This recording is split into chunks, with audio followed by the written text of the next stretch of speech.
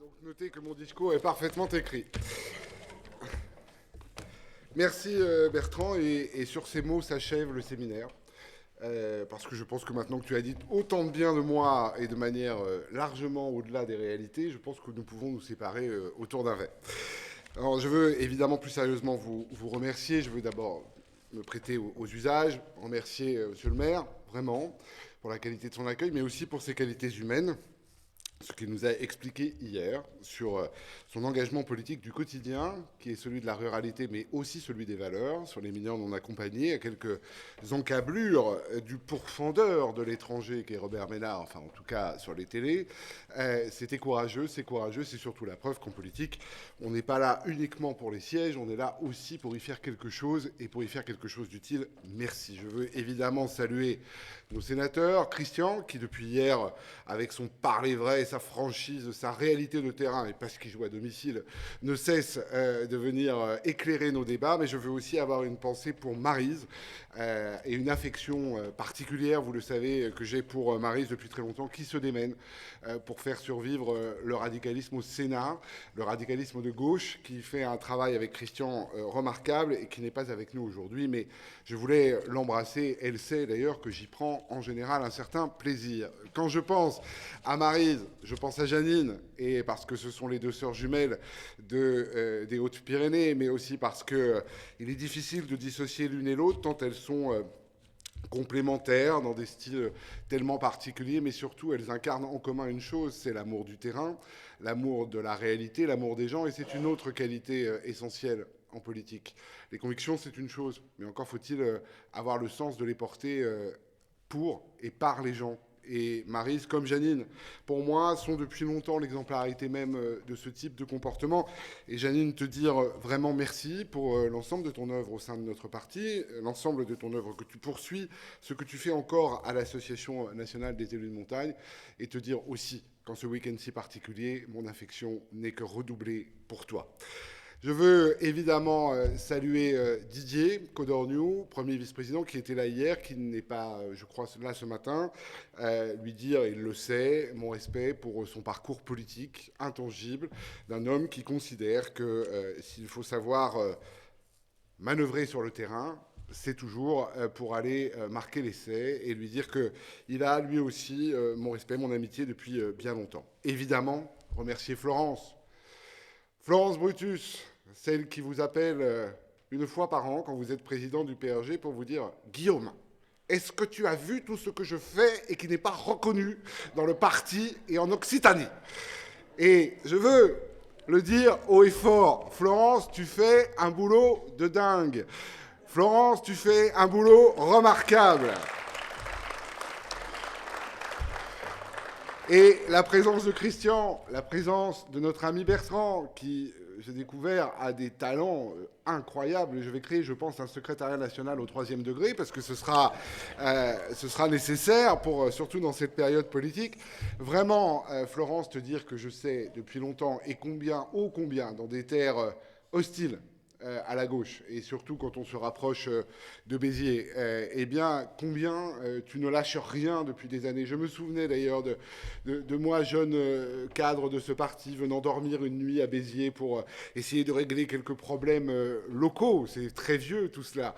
Mais Florence était déjà à la manœuvre et au combat, et je veux vraiment te dire que je sais et que nous savons le travail que tu mènes ici avec d'autres, mais aussi ta persévérance, ta capacité à aller toujours plus loin, plus haut, plus fort. Et c'est ce qui fait aussi une grande partie de ton charme. Évidemment, Vincent, Monsieur le Président, de tout. Salut, c'est une maladie bien connue chez les radicaux. Tu connais la blague des congrès, on demande Monsieur le Président, toute la salle se lève. Et donc, il y a chez Vincent une perpétuation de la tradition. Et je veux saluer Vincent pour ce travail remarquable, la fidélité au parti inépuisable, à ses valeurs aussi, sa capacité à la fois de franchise et de loyauté. Moi, j'adore travailler avec Vincent parce que c'est fluide, c'est simple. Quand on a quelque chose à se dire, on se le dit. Quand on n'est pas d'accord, on n'est pas d'accord. Quand on est d'accord, on est d'accord. Et quand on est d'accord, on ne fait pas semblant de ne pas être d'accord parce que ce serait une vieille tradition que de se friter entre les fédérations et le Parti national. Non, moi, vraiment, Vincent est un homme en qui j'ai toute confiance, avec lequel on travaille vraiment en excellente intelligence et qui fait ici, avec vous, un boulot remarquable. Et je veux évidemment le remercier. Et puis vous remercier toutes et tous, que vous soyez élus, départementaux, régionaux, maires, adjoints, que vous soyez militants, que vous soyez les représentants, puisque ce séminaire était aussi celui des cadres qui ont décidé de donner l'exemple aux militants sur le fait qu'il faut travailler, et bien de vous remercier pour votre engagement dans notre parti, dans notre formation, à la fois au nom de son histoire, mais aussi au nom de son avenir, et je vais y revenir, et votre volonté farouche de ne rien céder, de ne rien lâcher, au moment où, je le crois, nous n'avons jamais eu autant besoin de valeurs radicales de gauche dans notre pays. Alors, je sais, et je veux le dire aussi, ce que le radicalisme de gauche doit à l'Occitanie. Je veux évidemment adresser un salut à Jean-Michel. Je n'ai rien oublié de qui il est, de ce qu'il est, de ce qu'il a fait dans l'ensemble de son œuvre, mais aussi de ce que je lui dois.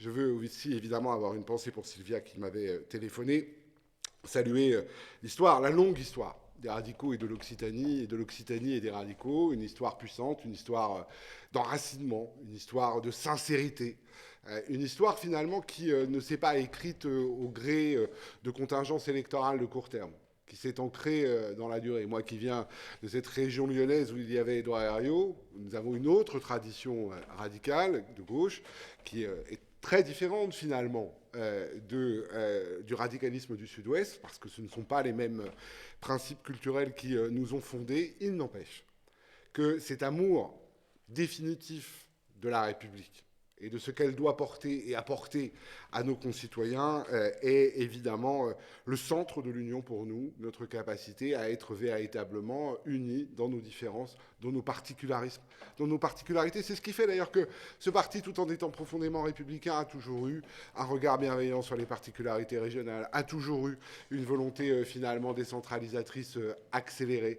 Et c'est peut-être parce qu'il y a d'abord l'amour des gens et de ce qu'ils sont et d'où ils viennent qui nous unit. Vous m'avez demandé de répondre, et Vincent notamment, à un nombre de questions incroyables. Alors j'espère que vous avez pris un solide petit déjeuner, parce que d'abord il est d'usage que le président national parle le double de temps de l'orateur régional, donc ce qui va nous mener vers 14h30, 15h. Et puis ensuite, parce que je sais qu'un certain nombre d'entre vous, je l'ai constaté, ont besoin de finir leur nuit ici, puisque j'étais là une partie de la soirée hier soir, et j'ai noté que quand vous vous interrogez avec une forme de gravité sur l'avenir du PRG, moi, je suis totalement rassuré. Je vous vois dans une dynamique incroyable, une capacité à vous élever au-dessus du sol et des valeurs, surtout quand les musiques sont endiablées, et puis une résistance, quand même, qui n'est pas vaine et feinte dans ce territoire au plaisir de la vie. Parce que vous savez les manier, vous savez les dompter, vous savez même parfois les emmener jusque très tard, ces plaisirs de la vie. Et je salue Pierre Nicolas, qui sera donc le secrétaire national à la mer à partir du prochain congrès. Plus sérieusement, moi, je vais vous dire, je ne me pose pas la question de l'avenir du PRG, je me pose la question de son devoir. Parce que se poser l'avenir d'un parti à longueur de temps, d'abord, c'est très nombriliste. Je crois que, vous savez, nos partis politiques, vous le savez, vous le voyez comme beaucoup, sont datés, pour ne pas dire parfois, sont morts. Les partis politiques ont été les très grandes victimes des dernières élections, pas simplement de l'élection présidentielle, de toutes les dernières élections. Ils sont aujourd'hui transformés autour de formations qui naissent sui generis, génération spontanée, comme des champignons autour d'un homme ou d'une femme, et on considère que finalement l'être humain qui porte le message politique vaut plus que la tradition politique qu'il est censé incarner, pour peu qu'il en ait une d'ailleurs. On a vu arriver un président de la République dans ce pays qui venait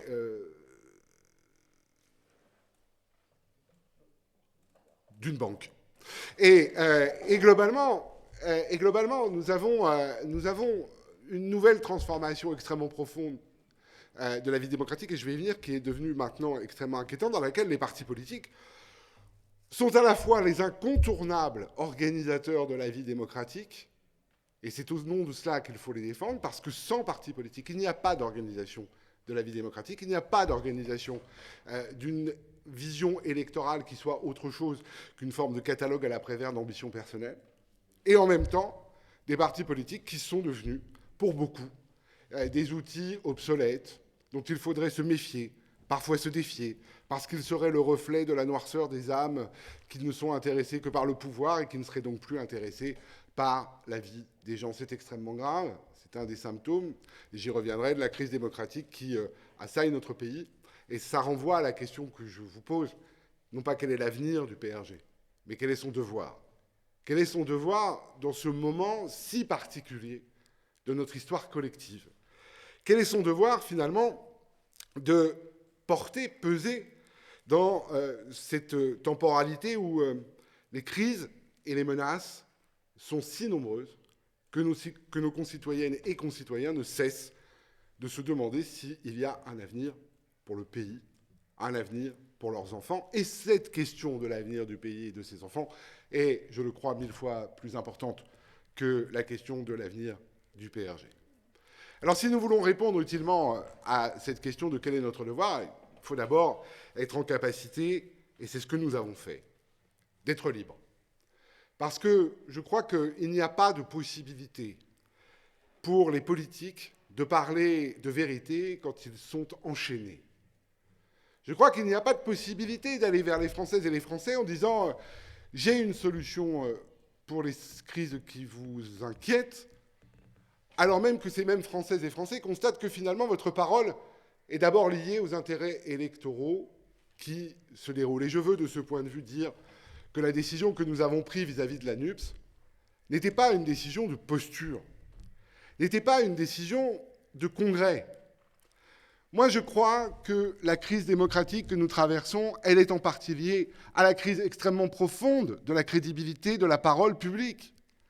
Comment voulez-vous qu'un Fabien Roussel, qui défend la République laïque et le nucléaire, et qui se fond en quelques jours dans un programme qui défend une vision parfois bien éloignée des principes républicains et profondément antinucléaire, soit crédible? Comment voulez-vous qu'un Olivier Faure, qui dit pendant des semaines à mes côtés que Jean-Luc Mélenchon, mais nous parlons quasiment, quand on l'écoute, du diable, de celui qui aurait renoncé à tout ce qu'est la gauche qui veut gouverner, à celui qui combat l'Europe, mon Dieu. Comment voulez-vous que ce même Olivier Faure, qui arrive dans une rue, sous les caméras, avec un papier écrit sur une grille, « Hôtel Matignon », c'est le siège de la LFI, vienne être crédible quand il parle de sa parole publique? Comment voulez-vous que Julien Bayou, qui vous expliquait en permanence, et à moi le premier, et à nous les premiers, puisque nous étions les inlassables unitaires de ce qu'est la gauche de gouvernement, ces combattants premiers qui avaient dit que l'élection présidentielle serait un fiasco si on laissait se dérouler cette division qui menait à une course en sac de candidats de gauche, à savoir non pas lequel arriverait au bout, aucun, c'était juste de savoir lequel tomberait un peu plus loin que l'autre. Nous qui avions discuté avec les écologistes de la nécessité de faire converger lutte contre le climat, lutte contre les dérives climatiques et lutte pour l'universalisme, l'univers et l'universalisme ensemble. Comment voulez-vous qu'ensuite il soit crédible quand il considère que c'est la question du genre des barbecues qui devient finalement centrale dans la façon de procéder au débat public? La parole publique, ça n'est pas du menu fretin. La parole publique, c'est ce qu'il nous reste. C'est la seule chose qui fait que nous sommes des femmes et des hommes politiques. C'est ce que nous disons, ce que nous sommes capables de prouver dans nos paroles derrière, au travers de nos rôles d'élus locaux, nationaux. La parole publique, ça n'est pas du marketing de court terme. Parce que, alors, il ne faut pas s'étonner que les votes soient des votes de court terme. Parce que s'il n'y a plus de crédibilité dans la parole publique, si la gauche est un foutu de parler aux gens de leur réalité et d'en parler dans la durée, croyons-nous que les grandes victoires de la gauche se sont faites en 2 émissions de BFM TV, Qui pense que dans ces terres, pas si loin, à Marossan, on a fait le combat du collectif en considérant que deux punchlines allaient suffire? Qui pense que la gauche a gagné toutes ses victoires dans son incapacité à tenir un discours face à toutes les adversités, face à toutes les critiques, et en étant si longtemps déconsidéré, et en étant si longtemps marginalisé dans un pays de droite dont les origines monarchistes n'ont jamais été très loin? La parole publique de la gauche, c'est ce qui fait son honnêteté. Et quand on en change au gré des vents, quand on en change en quelques semaines, quand on en change pour survivre dans sa circonscription, alors on finit de brader, on finit de détruire tout ce qui restait de lien indéfectible entre un peuple à qui nous avions promis l'émancipation républicaine et à qui nous offrons le triste spectacle de nos enchaînements personnels électoraux. Notre liberté, nous savions qu'elle nous coûterait cher. Ces grands tenants, auto-révélés de dernière minute de l'union de la gauche, auront d'ailleurs veillé à n'épargner aucun des sortants du PRG. Ils sont devenus, l'espace de 2 nuits, la vraie gauche qui, désormais, devait affronter le président de la République et détruire la vieille gauche. Moi, je crois que l'avenir du PRG, son devoir, c'est de sortir de ces questions nombrilistes, de cesser de se prêter à tous ces jeux macabres, permanents, de savoir quel est l'ego le plus important, de savoir si Olivier Faure ou si Éric Coquerel sera le successeur de Jean-Luc Mélenchon. Je vais vous dire honnêtement ce que j'en pense, je m'en fous. Parce que je suis d'abord français, parce que je suis d'abord un père de famille, parce que je suis d'abord quelqu'un qui vit dans la vraie vie, et que honnêtement ces questions-là ne m'intéressent plus. Ce qui m'intéresse, c'est la capacité qu'aura le PRG à dire et à proposer des choses qui sont à la fois dans sa tradition politique, mais qui répondent au moment que nous vivons. Les crises, il ne cesse d'y en avoir. Les crises économiques se succèdent depuis 2008. La crise du terrorisme, la crise sanitaire, la crise désormais énergétique, climatique, la crise économique et sociale qui perdure. Nos concitoyennes et nos concitoyens constatent que les paroles se déversent dans le débat public, mais que les propositions un peu intelligentes n'arrivent jamais. Et c'est d'ailleurs pour cela que tous ces artifices auxquels nous assistons, toute cette médiocrité politique du marketing auquel nous assistons, n'est faite que pour masquer la capacité à parler vrai et à dire les choses, et à proposer des choses puissantes. Et nos concitoyens finissent par constater que la parole publique ne valant rien, l'action publique ne peut donc pas suivre, et puis finalement se demandent même si l'État a un sens. Se demandent même si finalement la chose publique a un sens. Et donc si la République a un sens. Et pourtant il faut bien les prendre de front, ces problèmes. L'écologie, le réchauffement climatique, on l'a tous constaté cet été, pour ceux qui avaient attendu cet été pour se rendre compte que quand même il y avait un léger problème. On sait tous que le nœud, le cœur du problème, c'est le logement.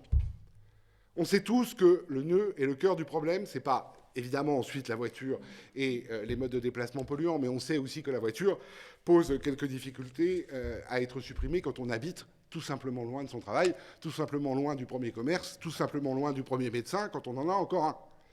Et donc, le logement, il faut bien qu'on s'y attelle, mais c'est pas en faisant de l'aide publique pour changer une chaudière et deux fenêtres. Parce que quand vous êtes dans un logement d'étiquette F ou G, vous ne deviendrez jamais un logement éco-responsable, même si vous changez une chaudière et deux fenêtres. Et donc la vraie question, c'est comment la puissance publique organise la nécessaire construction de logements sous une forme qui consomme le moins de sol, mais sans interdire l'artificialisation des sols, parce que sinon on ne pourra rien construire de nouveau. Et comment on propose aujourd'hui un plan quasiment historique de transfert de logements vers les logements les plus polluants, vers du logement neuf, et comment on contraint, parce qu'il faudra bien se le dire, la population à devoir vivre dans des conditions très différentes de celles que nous avons connues. La crise climatique, c'est aussi se dire qu'il nous faut des énergies renouvelables. Nous avons défendu le nucléaire jusqu'au bout. Alors évidemment, il y a encore 4 mois, on nous prenait, comme d'habitude, pour, alors non pas cette fois des sociotraîtres, mais des éco-traîtres, puisque nous défendions l'énergie nucléaire comme étant, à ce stade, la moins polluante. Mais nous avons toujours défendu les énergies renouvelables. Sauf qu'aujourd'hui, quel plan avons-nous, par exemple, sur le solaire dans ce pays ? Quand on sait que pour rentabiliser un investissement solaire chez soi, il faut au minimum 5 ans et avoir quelques milliers d'euros de disponibles pour le faire, qu'on achète l'électricité autoproduite à des prix qui sont tellement dérisoires que finalement, ça pose finalement un vrai problème d'économie générale pour celles et ceux qui veulent s'y engager. Il va bien falloir se poser ces questions-là plutôt que de continuer à s'agiter comme des cabris en disant l'écologie, l'écologie, l'écologie, la transition énergétique. Très bien, on peut le dire 20 fois dans un discours. Enfin, des faits, des actes, il va falloir y répondre. Mais la crise énergétique, elle doit aussi nous poser la question, au-delà de ces questions fondamentales d'écologie, de notre capacité à assumer les besoins de notre pays. Parce qu'aujourd'hui, on le sait bien que la France ne sera jamais autarcique en matière énergétique. Mais entre être autarcique et être devenue ultra dépendante, cela pose de vraies questions.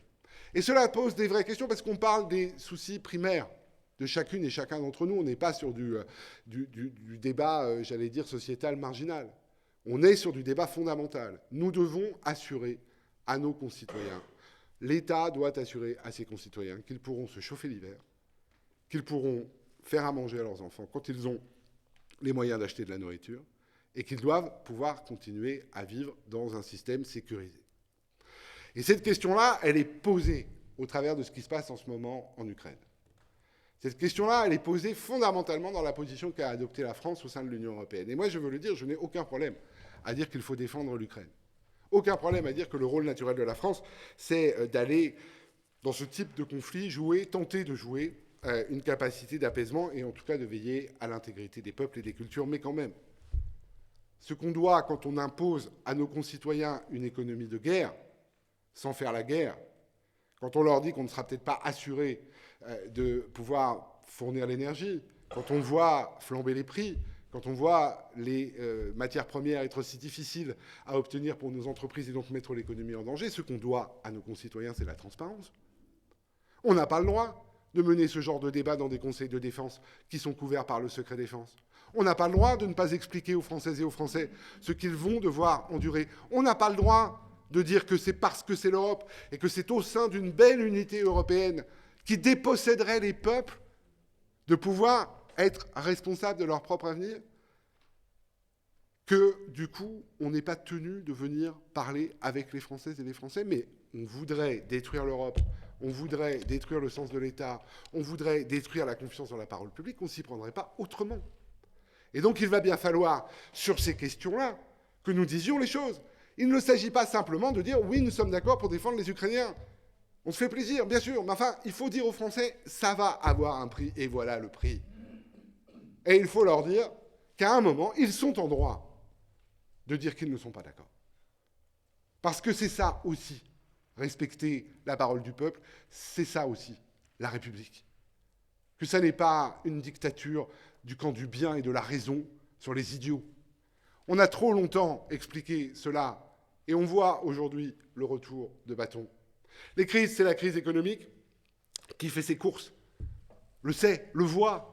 Un caddie type chez Carrefour, Leclerc, Intermarché, tous les samedis, pour une famille de 4, c'est plus 15 à 20 euros. Et ça, la réalité.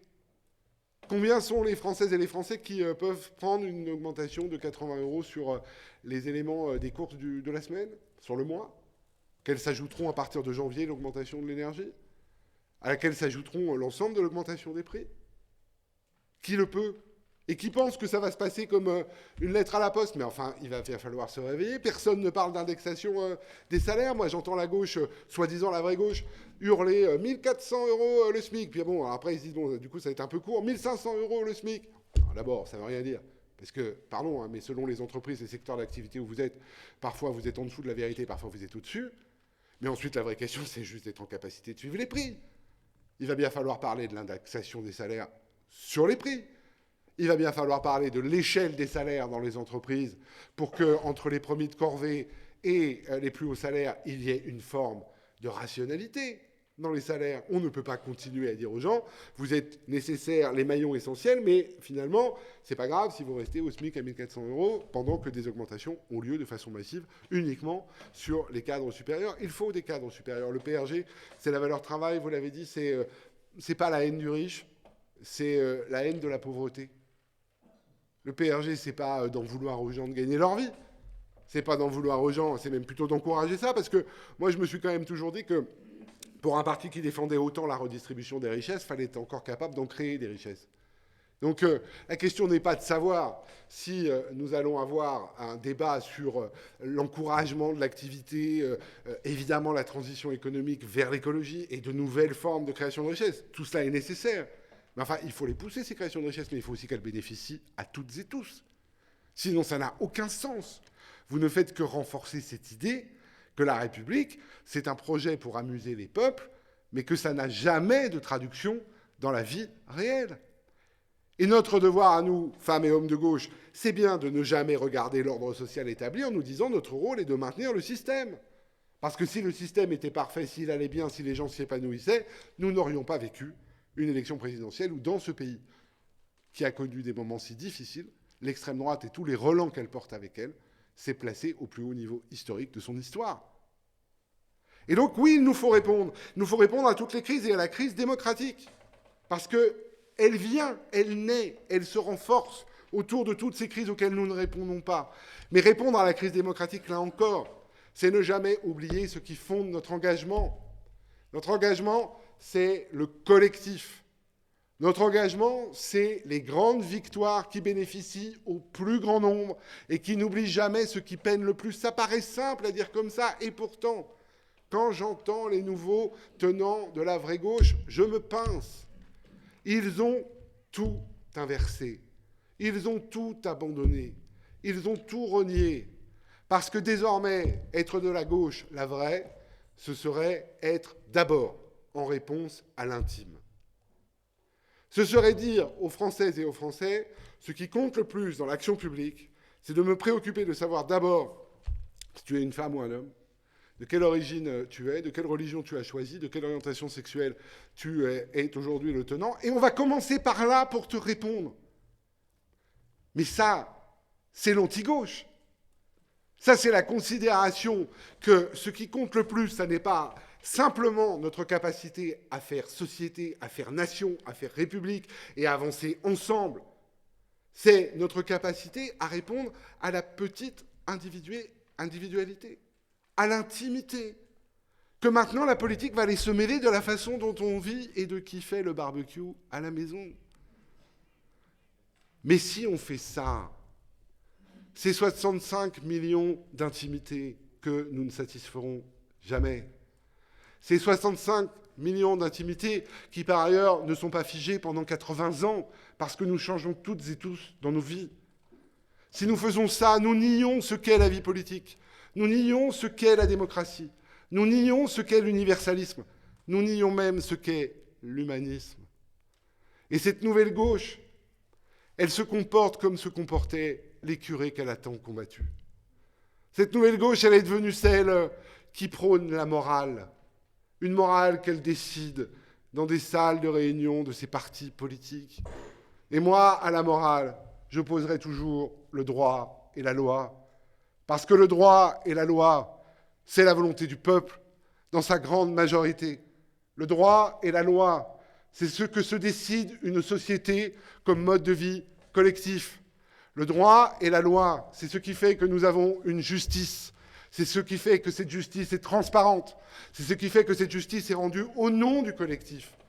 Le droit et la loi, c'est ce qui fait que nous sommes une société et une nation.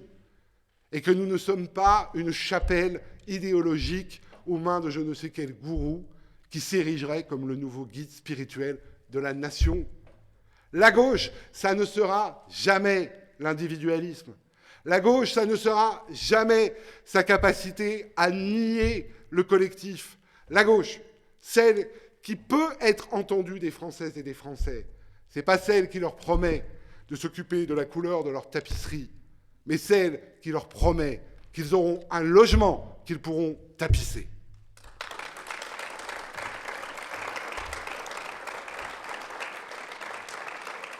Alors oui, chers amis, nous avons des devoirs vis-à-vis de ce pays, parce que d'abord nous en avons beaucoup, nous venons de très loin dans son histoire parce que nous lui devons beaucoup, mais parce que nous avons aussi beaucoup été au pouvoir et que nous avons donc échoué parfois. Et nous avons des devoirs d'être en réponse. Ces devoirs, ils sont sur nos fondamentaux, je n'y reviens pas, ils ont été évoqués largement avant moi. Évidemment, la République laïque, principalement la République laïque, qui fait que nous n'accepterons jamais que dans nos débats politiques, que dans nos écoles, l'intime, à nouveau, celui du choix religieux, vienne l'emporter sur l'éducation, l'émancipation, l'instruction, la capacité à fabriquer des êtres libres. Nous qui sommes des défenseurs, non pas de l'individualisme, mais des libertés individuelles, nous nous battrons jusqu'à la mort pour qu'on n'empêche pas les femmes de s'habiller comme elles veulent dans ce pays. On n'empêche pas les enfants de penser comme ils veulent dans ce pays. On n'empêche pas de considérer que demain peut être différent de celui que notre famille nous a offert aujourd'hui. Parce que c'est cela, la République laïque, le respect de ce que nous sommes et de notre capacité à avancer. Bien sûr, c'est la République des services publics, c'est la République de la proximité, celle qui tient ses promesses. J'entendais Bernard Cazeneuve dire la République est une promesse. Il a raison, mais enfin, il serait peut-être temps qu'on la tienne. C'est la capacité à considérer que la proximité, c'est aussi une richesse, que ça ne fait pas tout. Tout ce qui est en proximité n'est pas merveilleux et parfait. C'est aussi idiot que dire que tout ce qui est issu de Paris ou de Bruxelles serait idiot par principe. Mais il faut être en capacité de relier les deux. Nous sommes là, en politique, pour être capables de faire le lien entre ce qui fait l'intérêt supérieur et ce qui fait l'intérêt local. Et de faire le lien pour que les décisions de l'intérêt supérieur ne soient pas toujours prises en déni total de ce qui se vit localement. C'est évidemment notre devoir de fraternité. Alors comment faire ? Comment faire dans ce monde déboussolé ? Comment faire dans ce monde où la gauche est en permanence en train de se ridiculiser et de piétiner ce qui a pourtant fait sa grandeur ? Eh bien, il faut d'abord parler, je l'ai dit, de vérité. Arrêtons les phrases qui plaisent au microcosme parisien. Arrêtons de plaire à France Inter et Télérama. Honnêtement, moi maintenant, quand j'écoute France Inter le matin, je me dis que finalement, il faut se dire que les Français viennent de penser exactement l'inverse de ce que j'ai entendu pendant 40 minutes. Et il faut le concevoir pour être capable d'y répondre. Eh bien tant pis, on ne passera pas sur France Inter, on n'y passait déjà pas avant, rassurez-vous. Donc la question n'est pas là. Nous avons besoin aussi de femmes et d'hommes qui disent que la politique, ils assument que c'est fait pour gouverner. Qu'ils assument le fait qu'ils ont l'ambition de gouverner. Alors certains disent l'ambition, moi je pense que nous sommes tous sujets à des pathologies qui mériteraient d'être peut-être étudiées. Parce que aller devant les Françaises et les Français leur dire écoutez, rien ne va, les choses vont être très très compliquées dans les années qui viennent, mais voyez-vous, moi je considère que je vais m'en occuper. Il n'y a quand même pas beaucoup de gens qui auraient ce genre de réflexe, et au-delà du fait de devoir certainement densifier nos rapports avec la psychologie dans le parti, je crois qu'on a un devoir de dire et d'assumer qu'on veut gouverner, et donc on a besoin de femmes et d'hommes politiques qui disent simplement, voilà, j'assume. Je vais rassembler des femmes et des hommes d'expérience, des citoyens, pour gouverner. Mais il va falloir aller aussi les chercher loin, parce que assumer de vouloir gouverner, ça n'est pas assumer de tout savoir à la place de tout le monde. Ça n'est pas être en capacité de tout le temps, parce que ça, c'est le syndrome du héros qui touche les candidats à la présidentielle de la République en France depuis tellement longtemps, depuis que la Ve République est là, finalement, et qui ne font que décevoir les Françaises et les Français quand vous êtes au pouvoir. Parce que vous leur avez promis qu'avec vos petits bras musclés, vous tout seul, depuis l'Élysée, vous alliez résoudre à peu près toutes les crises planétaires, et puis finalement, vous n'y arrivez jamais. Il va falloir que nous soyons aussi honnêtes sur ce qu'est la capacité à gouverner, qui n'est pas une capacité à tout régler, qui est une capacité à profondément changer certaines injustices et lutter contre. Évidemment, capacité à répondre à quelques crises majeures, tout seul ou avec d'autres, et l'assumer. Mais ne pas sombrer non plus dans cette idée qu'il y aurait une gauche de gouvernement qui aurait toutes les réponses à tout, parce que je n'y crois pas, parce que nous avons été aux affaires, parce que nous avons fait la démonstration que nous savions faire des choses, mais que nous savions aussi échouer. Et alors j'entends Bernard Cazeneuve, et j'ai signé, comme d'autres. Nous sommes maintenant, il me disait vendredi, plus de 4000 à être signataires de son manifeste. J'ai signé parce que je crois que nous avons besoin d'hommes d'État, de femmes d'État d'ailleurs aussi. Nous avons besoin de gens qui se mettent devant, qui disent « je veux gouverner », qui disent « je veux être aussi en capacité de porter un projet politique qui donne du sens, qui répond, qui fait sens, et de le faire sans outrance ». Et je crois que dans ce moment de flottement politique, il était nécessaire que ce soit rappelé, et je l'en remercie. Mais je veux le dire aussi à Bernard Cazeneuve. Chiche. Chiche. Parce que le dire, c'est bien. Le faire, c'est mieux. Et il va falloir maintenant passer à l'étape d'après. L'étape d'après, c'est quoi? C'est celle du PRG, celle des autres. C'est on repart auprès des associations. On repart auprès des forces syndicales. On repart auprès des groupes d'intérêt qui se battent pour les territoires, ce que vous faites toutes et tous dans vos vies locales. Mais là, il ne faut pas le faire dans nos vies que locales. Il faut le faire à toutes les échelles. On repart débattre, discuter de propositions qui sont concrètes. Quand je vous parle d'échelle des salaires dans l'entreprise, nous sommes les seuls à la défendre. Quand je vous parle de notre programme sur l'environnement et sur le climat que nous allons encore améliorer, nous sommes les seuls à avoir dit il y a très longtemps qu'il fallait faire une taxe sur le luxe carboné, qu'il fallait faire une différence entre le type qui prend sa voiture pour aller bosser le matin et celui qui prend 5 fois l'avion pour aller passer un week-end à New York, et que ce n'est pas la même chose. Et qu'il va bien falloir que nous ayons des réflexions parfois qui dérangent. Mais, chers amis radicaux, de toute façon, même quand vous ne dites rien, je vous rappelle que vous dérangez. Donc, autant que vous disiez, autant que vous soyez fiers de la manière dont vous pensez et dont vous pensez la société et le collectif. Et donc oui, Bernard Cazeneuve, chiche, allons-y, rassemblons, créons, soyons capables d'apporter, j'ai entendu la parole de jeunes élus, de nouvelles têtes, d'une capacité à ne pas être dans les errements dans lesquels, je le dis, d'autant que la presse est là, comme ça ce sera dit, les errements des partis politiques qui ne sont pas les miens et dans lesquels je n'irai pas. Je ne suis pas là pour savoir ce que deviendra le Parti socialiste. Je ne suis pas là pour savoir s'il y aura une motion de synthèse entre Carole Delga et Olivier Faure et si elle continuera d'avoir un pied dedans, un pied dehors. Je ne suis pas là pour savoir si Stéphane Le Foll prendra sa revanche. Parce que, honnêtement, tout ça est tellement loin de ce que mérite la France. La France, elle mérite des femmes et des hommes qui montrent ce qu'ils sont capables de faire sur le terrain. Elle mérite des paroles nouvelles. Elle mérite d'avoir des gens de gauche qui s'assument pour ce qu'ils sont, sans être des Olibrius de la radicalité et de la punchline de court terme. La France, elle mérite d'avoir des femmes et des hommes qui se donnent comme vous un week-end où il fait beau, vous pourriez être sur les plages, vous pourriez être avec vos familles, vous pourriez faire autre chose. Et puis maintenant, vous êtes là à écouter Guillaume Lacrosse, qui n'est quand même pas forcément le programme que vous aviez imaginé en rentrant de vacances. Il y a ce devoir, finalement, chez les radicaux toujours, ce poids de l'histoire, comme on dit. C'est de voir que nous sommes dépositaires de quelque chose qui nous dépasse, mais que notre devoir n'est pas simplement d'être en capacité de se le rappeler, de se le remémorer entre nous une fois par an dans des réunions sympathiques et fraternelles, mais de le porter et d'en être les passeurs, d'en être celles et ceux qui font la transmission de cela. Parce que nous savons comment nous avons vécu mieux que nos parents, nous savons comment nos parents ont mieux vécu que leurs parents, grâce à la République sociale. Et nous savons aussi qu'aujourd'hui, ce que je viens de vous dire n'est pas acquis pour nos enfants. Et que si nous avons, nous, le droit de vivre comme nous vivons aujourd'hui, c'est parce que nous avons le devoir de donner à la société autre chose à voir que cette capacité à amuser le peuple, ce que fait une partie de la gauche, plutôt que de devoir lui répondre. Il leur en cuira, il leur en coûtera demain. Nous serons restés ce que nous sommes. Certains nous diront que nous serons restés passéistes et poussiéreux. Moi, je crois que nous serons restés simplement fidèles à ce qu'est la France, à ce qu'est le message d'une France émancipatrice, à notre capacité à porter un message. Les temps politiques sont comme les temps d'une société, ne sont pas linéaires. Il y a des moments où les choses vont mieux, il y a des moments où les crises font rage, il y a des moments où l'on doute, il y a des moments où l'on y croit, il y a des moments où on se projette, et puis des moments où on se recentre sur soi. Ce moment politique pour la France est extrêmement inquiétant. Ce qui se passera en Italie dans quelques jours doit être surveillé de près parce que ça n'est pas déconnecté de ce qui se passe chez nous, parce que la dernière élection présidentielle, tout le monde a l'impression que le sujet c'est Jean-Luc Mélenchon, mais enfin la dernière élection présidentielle, et dit d'autant plus que vous savez, puisque ce n'est pas un mystère, que les désaccords politiques que j'ai avec Jean-Luc Mélenchon n'ont rien de personnel, puisque j'entretiens avec lui plutôt des relations très cordiales, mais à titre personnel, ce qui surprend toujours.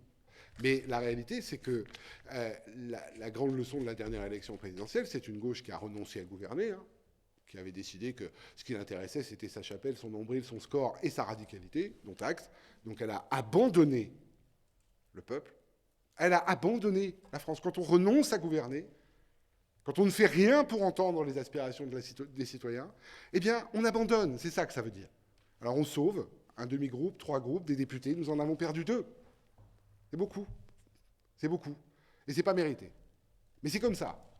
C'est la vie politique aussi que d'avoir parfois le fierté de certaines défaites. Mais c'est aussi un temps politique où ce qui menace, c'est aujourd'hui, hier et demain l'extrême droite.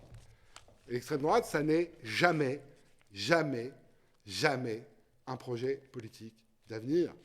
L'extrême droite, c'est toujours le renoncement, c'est toujours le reniement, c'est toujours le repli. C'est à la fin toujours l'abjection d'une société qui finit toujours par préférer les élites qu'elle se choisit, selon une couleur, un prénom, une origine, mais qui n'est jamais une élite qui pousse la France vers le haut, mais qui l'emmène vers ses pires démons.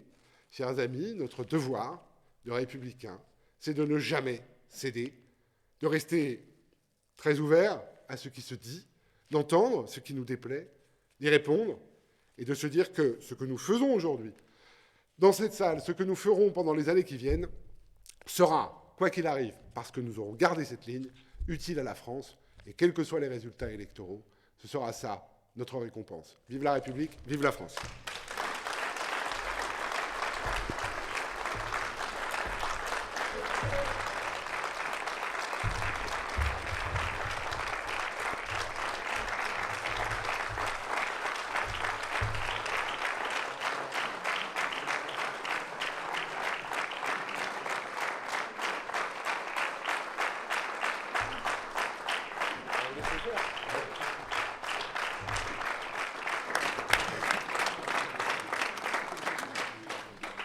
Bien, merci beaucoup Guillaume, merci à tous de votre présence. Dans le week-end, sur les 3 jours, c'est 150 personnes qui auront circulé, venues, reparties. Chacun a ses contraintes. Vous savez que nous sommes un parti d'élus, donc les week-ends sont parfois chargés. Merci en tout cas d'avoir répondu présent sur l'ensemble du week-end pour beaucoup d'entre vous, ou juste pour ce matin. Merci Guillaume de ta venue, de ce déplacement. Je sais que tu es heureux de venir en Occitanie, mais ça fait de la route quand même. Donc il va falloir que tu nous quittes. En tout cas, merci de ces mots, de ces